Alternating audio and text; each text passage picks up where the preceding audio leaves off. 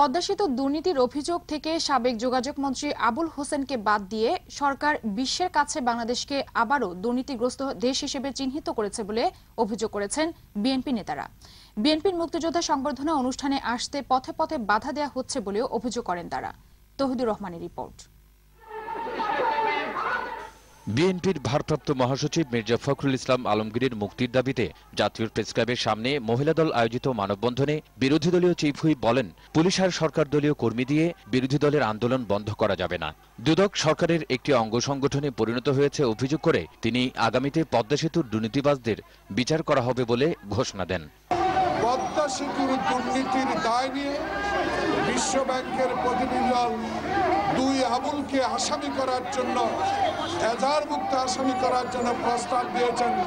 তখন এই সরকারের এই দুদকের চেয়ারম্যান সেটা নাকচ করে দিয়ে আজকে 7 জনকে আসামি করে নাম দেখানো, চোখ দেখানো একটি মামলা দায়ের করেছে।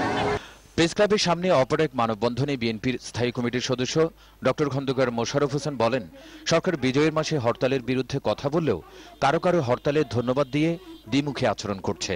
বাম দলের হরতালে মাইক দিয়ে প্রচার করতে দেওয়া হয়েছে, মশাল মিছিল করতে দেওয়া হয়েছে, পুলিশের সহযোগিতায় গতকাল কিভাবে হরতাল হয়েছে আমরা দেখেছি। এই আওয়ামী লীগ তারা ডাবল স্ট্যান্ডার্ড, সকল ক্ষেত্রে তারা ডাবল স্ট্যান্ডার্ডে দেশ পরিচালনা করছে। এদিকে বিএনপির মুক্তিযোদ্ধা সংবর্ধনা অনুষ্ঠানে পথে পথে বাধা দিয়ে সরকার মুক্তিযুদ্ধ বিরোধী কাজ করছে বলে অভিযোগ করেছেন সংবর্ধনা অনুষ্ঠানের আহ্বায়ক ব্যারিস্টার শাহজাহান ওমর।